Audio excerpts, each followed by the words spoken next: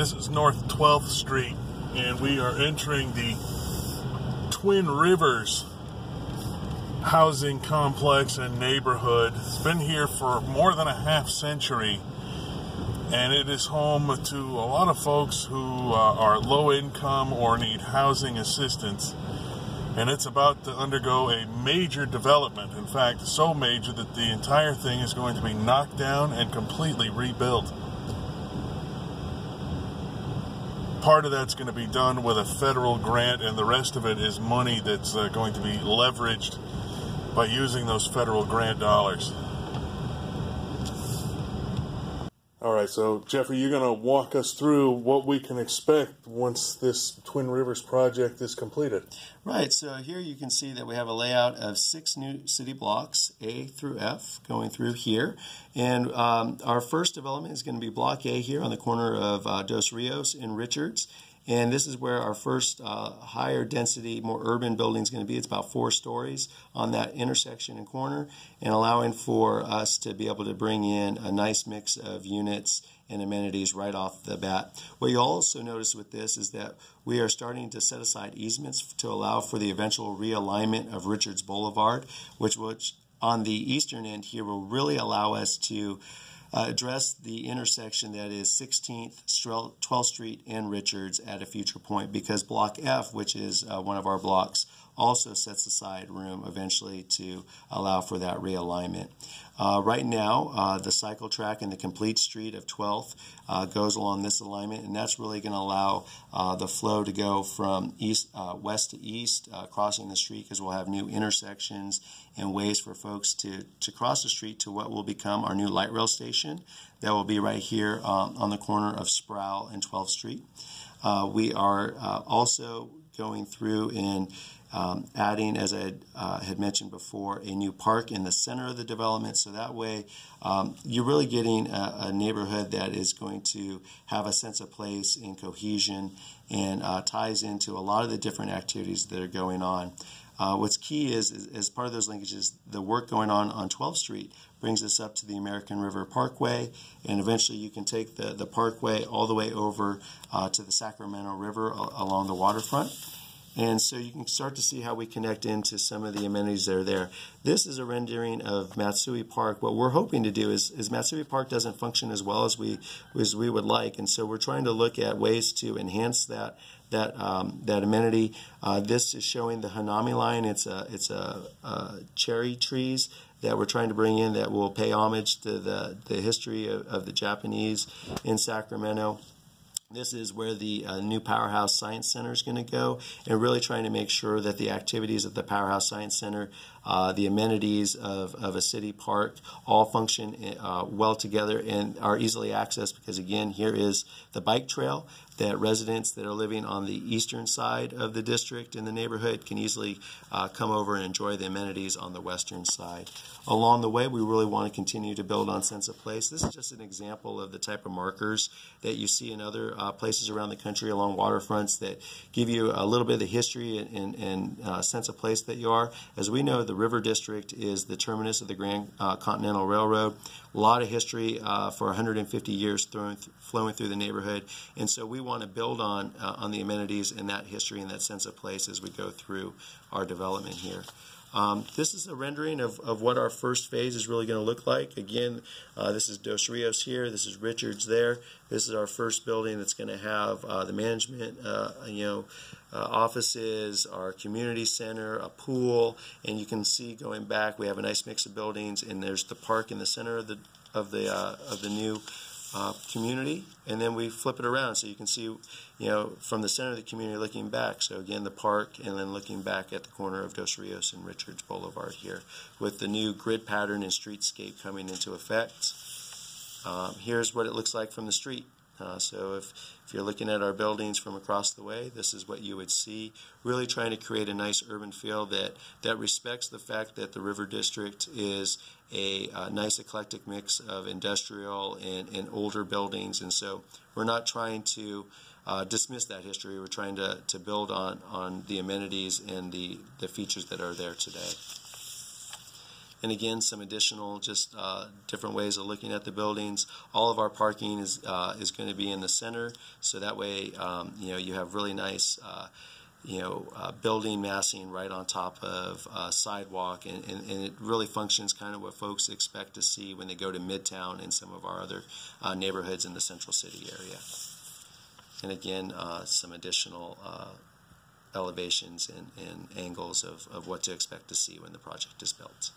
So when does the work begin, and when are we expecting to start moving the first people into the new unit? So if all goes as planned, you will see construction really beginning late next spring, early next summer of 2018. 18 months from that time, the first residents should be able to begin to move on site. We have 2 phases of demolition. You'll actually see the demolition occur shortly after the new year in 2018, and we're going to be knocking down about 60% of the current site to make way for these first few phases, and by doing that, that allows us to put about 80% of the infrastructure back on, really begin to build the roads and the drainage and all the things that need to go in there. And then as the first residents come back online, we will do the second phase of demolition, and then that will allow us to begin or to finish the last few phases and to complete the project. We have to basically be able to fully expend the grant dollars that we received and have the replacement units back online by 2022. So we have about 5 years to get everything done, and so we're going to have lots of concurrent phases and lots of activity. No problem getting that done in 5 years, right? No, we're going to get it done. We're with Michelle Dozier, Executive Director of the Sacramento Housing and Redevelopment Agency, and Jeffrey Ross, who is the Assistant Director and in charge of this Twin Rivers redevelopment. Now, the first thing I wanted to ask you about, and Ms. Dozier, we have talked about this before as this project has been in the works, but what is the need in Twin Rivers?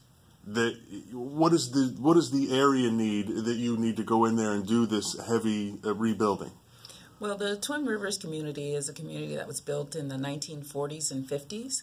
So as you can imagine, anything that was built that long ago is really in need of huge renovations, and really it's the infrastructure is crumbling. So we need to go in and really start all over. And a part of starting out all over is really looking at the entire neighborhood. So not just the physical buildings, but the entire neighborhood, and more importantly, the people who live there, who have been in a situation where they have been isolated and cut off from the rest of the community. So our whole, idea and project here and vision is how do we reconnect this group to the neighborhood and improve the outcomes for the individuals who live there. Yeah, and the term being floated around is reimagining communities. Yes. Tell us a little bit about that concept. Well, in terms of reimagining communities, we have gone for this grant from the federal government. It's called Choice Neighborhoods. And a part of Choice Neighborhoods, I think, is an evolution that HUD has realized that it is important to look much broader. And what's more important is also to figure out how can you put things in place that really assist and help the families who live there. So we've had the great fortune to be a recipient of a $30 million grant that allowed us immediately to start working with the residents who live there. So before any building is ever torn down, we have spent countless hours and really years working with the residents and talking about what are their issues, what are the barriers, and how we can start to address them. So it's very comprehensive when you look at just the residents, but then it's starting to go further and further about what is the community and what changes need to happen outside of just our development. What are some of those more common barriers and issues that the folks living in Twin Rivers are facing? Well, one of the key barriers is transportation. And if anyone has gone past there, they probably have passed it a million times and not realized that there are 218 residents, not residents, but units there. And there's a light rail that continues and goes straight past and doesn't stop. So in order to actually even access the light rail, you have to go down the street, and it's a very treacherous journey because it's not a safe place to walk. So there's no way to really connect to public transportation. And as we know, our residents usually have issues in terms of having their own personal transportation, a car or a vehicle to get around. So this particular project will really change that, and will really start to focus on transit-oriented development and creating a light rail station and housing above that light rail station that will connect into this community. Now, the other thing that stands out to me is the notion that instead of having this isolation, that the folks in that community being intermingled with new folks who come and move in and are working downtown or wherever they might be working will help lift those people up. Talk a little about that. Well, a part of the Choice Neighborhoods focus is to really have much more of a mixed income community. So as we rebuild this, we will have all of the residents who are currently there will return or have a right to return. In addition, we will create affordable housing, so that'll be another tier up in terms of the income level that we're reaching. And then the final tier will be market rate housing, but it will all blend seamlessly together. So you can't identify who lives where. They will, live in an area that you just don't know exactly, which one may be a person who is really starting out at the lower end of the income strata versus someone who is in a market rate unit. And the concept is that when you have a socially diverse community, it really does start to impact people's lives. Now, in terms of the folks who are living there now, let's start with what's going to happen to them while there is building, because there is some temporary moving going to be happening. Absolutely, and that's one of the points I really want to stress is that there will be no displacement of people in the sense that they will not have a place to go. We have a one-for-one replacement, so every unit we demolish, we will return that and more. The individuals will work with a case manager who is very experienced in relocation, will help them locate and find